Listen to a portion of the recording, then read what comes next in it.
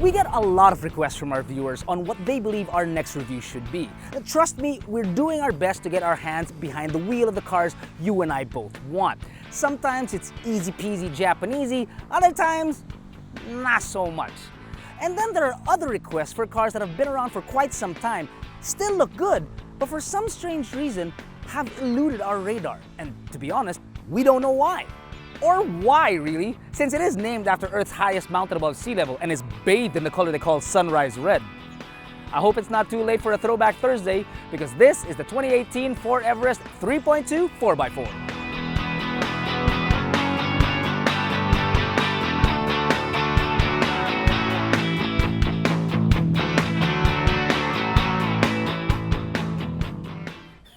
Now, it is intimidatingly calm, like a protector. From the get-go, this thing looks at you as if it wants to say, "Let's go," in this deep, deep voice. Up front, you've got a large grille that can compete with a whale shark that's feeding, flanked by HIDs and DRLs on either side. Fog lamps are found down below, as is the very generous approach angle of 29.5 degrees. That space is roughly about half the tire, which means you've got that much space before you hit anything and your face turns to Is it just me, or does the lower bumper make it look like Hudson Hornet from Cars? Diba? Now, I ain't gonna lie to you. Standing next to this thing makes me look even more like an Oompa Loompa. Plus, we parked it next to these trees, so now I look like Tinkerbell. But it's not just my small frame. And don't let these tires fool you, because those are 20s down there. Now, granted, the car has 20,000 kilometers on it, and those tires are about 50% of their life, but they are still very thick. It's just that the car is the second highest and the longest midsize SUV available in the Philippine market at 4,893 millimeters. It can also wade in 800 millimeters of water. That's 31 inches. Oh, that's cold, that's cold. Oh, thank you.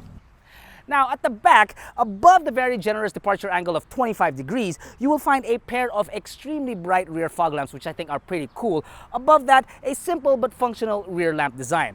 Now, the power tailgate would reveal only 450 liters of space in its 7-seater configuration. Not much really, but if you apply some David Blaine on this thing, then you'll have 1,050 liters. If you fold the second row, then you've got enough space for the Lions to warm up for a Monday night game.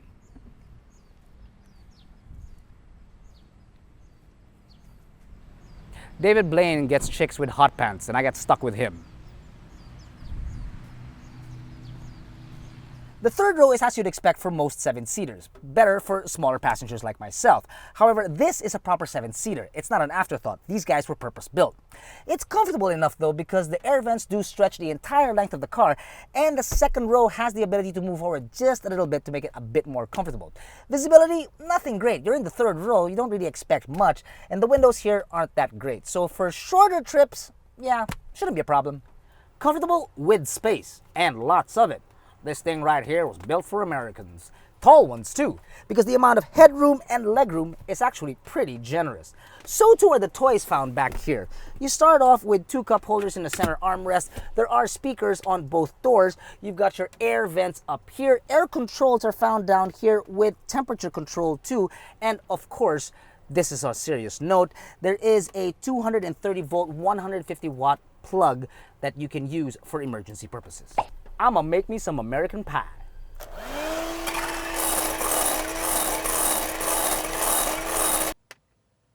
The interior shapes give it a very alpha male vibe.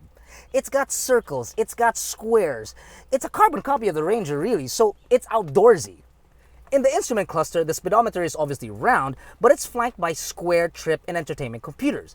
The chest-out audio and air controls, and even the 8-inch touchscreen, all enhance the overall function over fashion vibe that you can find all over this car. And I like it.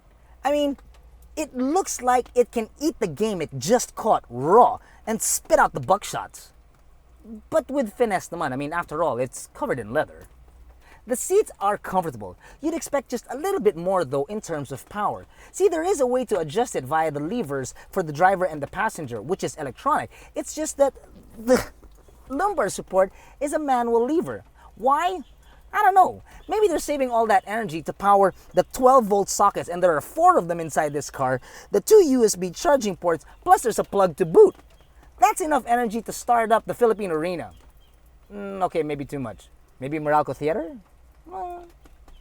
Active park assist, blind spot monitoring, lane keep assist, adaptive cruise, and cabin noise cancellation are just some of the toys and technologies found in the Everest to keep you happy as a climber.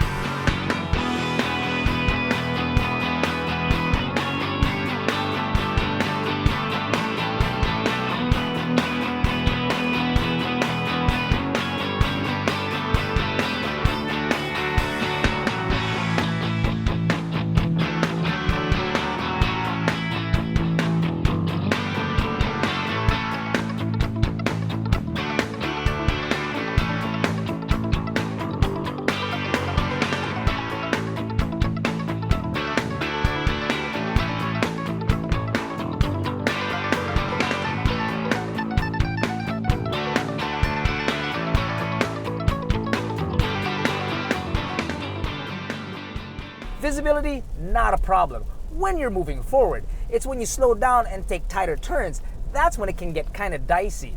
See, the A-pillars are relatively small for a car of this size. It's the Will Smith-sized side mirrors that can catch you off guard. When you make a turn, you don't know if you're looking at the road or at your reflection. It can get kind of tricky. The steering is light, very light in fact, that first-time drivers might have to play catch-up when they lay the power down. The power comes from a 3.2 5-cylinder 6-speed automatic diesel, which produces 200 horses and 470 newton-meters of torque, which nets you a combined 8.2 kilometers per liter. Now, when I say combined, it's because we took it down south, we took it up north, and through Metro Manila traffic. Back to the steering, it will keep you honest though, because if you try to change lanes without indicating, man, this thing will tighten up, and tighten up good. Like, not a month, but you catch my drift. The 3.2 makes for a very comfortable drive. And the seats, as I mentioned earlier, are comfortable as well. It's like a very alert lazy boy. It's very nice. Now, thanks to the leather, it makes it getting in and out of the car easy for driver, for front passenger, or for rear passengers. However, as the law does stipulate that seat belts should be worn at all times, for the rear passengers, even more so, because the lack of bolstering on the chairs back there will put you in for a ride on tighter turns. Oh, Vincent!